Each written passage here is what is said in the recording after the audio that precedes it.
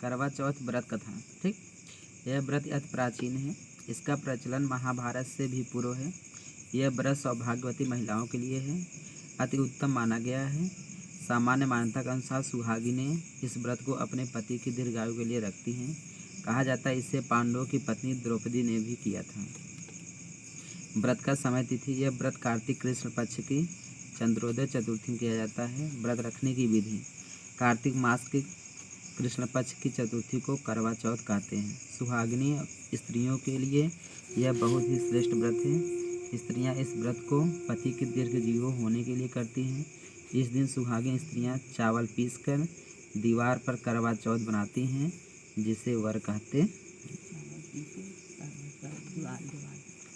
इस करवा चौथ में पति के प्रत्येक अनेक रूप बनाए जाते हैं तथा सुहाग की वस्तुएं जैसे चूड़ी, बिंदी, बिछुआ, मेहंदी और महावर आदि के साथ साथ दूध देने वाली गाय, करुआ बेचने वाली कुम्हारी, महावर लगाने वाली नाइन, चूड़ी पहनाने वाली मनिहारिन, 7 भाई और उनकी इकलौती बहन, सूर्य, चंद्रमा, गौरा और पार्वती आदि देवी देवताओं के भी चित्र बनाए जाते हैं। सुहागिन स्त्रियों को इस दिन निर्जल व्रत रखना चाहिए। रात्रि को जब चंद्रमा निकल आए तब उसे अर्घ्य देकर भोजन करना चाहिए।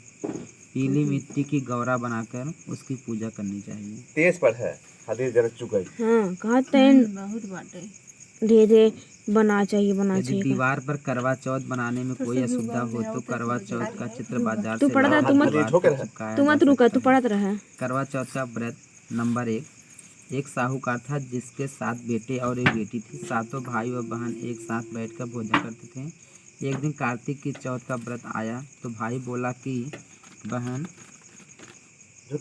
और बहन भोजन करे। बहन बोली कि आज करवा चौथ का व्रत है, चांद उगने पर ही खाऊंगी। तब भाइयों ने सोचा कि चांद उगने तक बहन भूखी रहेगी, तो एक भाई ने दिया जलाया, दूसरे भाई ने छलनी लेकर उसे ढका, नकली चांद दिखाकर बहन से कहने लगा कि चल चांद उग आए हैं, अर्घ दे ले। बहन अपनी भाभीियों से कहने लगा कि चलो अर्घ दे तो भाभीियों बोली तुम्हारा चांद उगा होगा, हमारा चांद तो रात को उगेगा।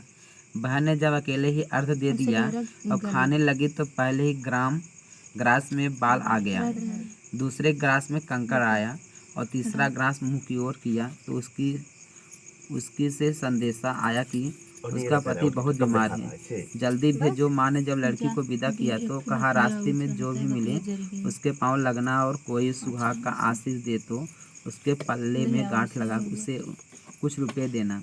बहन जब भाइयों से विदा हुई तो रास्ते में जो भी मिला उसने यही आशीष दी कि तुम 7 भाइयों की बहन, तुम्हारे भाई सुखी रहे और तुम उनका सुख देखो। सुहाग आशीष किसी ने भी नहीं दिया।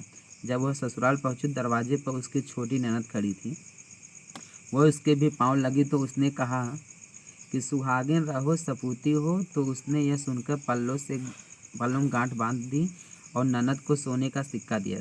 तब भीतर गई तो सास ने कहा कि पति धरती पर पड़ा है, तो वह उसके पास जाकर उसकी सेवा करने के लिए बैठ गई। बाद में सास ने दासी के हाथ बची खुची रोटी भेज दी। इस प्रकार से समय बीतते बीतते मृगशीर मार्गशीर्ष की चौथ आई तो चौथा माता बोली करवा ले भाइयों की प्यारी करवा ले। लेकिन जब उसे चौथी माता नहीं दिखलाई दी तो वह बोली हे माता, आपने मुझे उजाड़ा तो आप ही मेरा उद्धार करोगी, आपको मेरा सुहाग देना पड़ेगा। तब उस चौथा माता ने बताया कि पौष की चौथ आएगी, वह मेरे से बड़ी है, उसे ये सब कहना है, वही तुम्हारे सुहाग वापस देगी। पौष की चौथ आकर चली गई, माघ की चली गई, फाल्गुन की चली गई, चैत, बैसाख, ज्येष्ठ, आषाढ़ और सावन भाद्रों की सभी चौथ आई और यही कहकर चली गई कि आगे वाली को कहना। असौच की चौथ आई तो उसने बताया कि तुम पर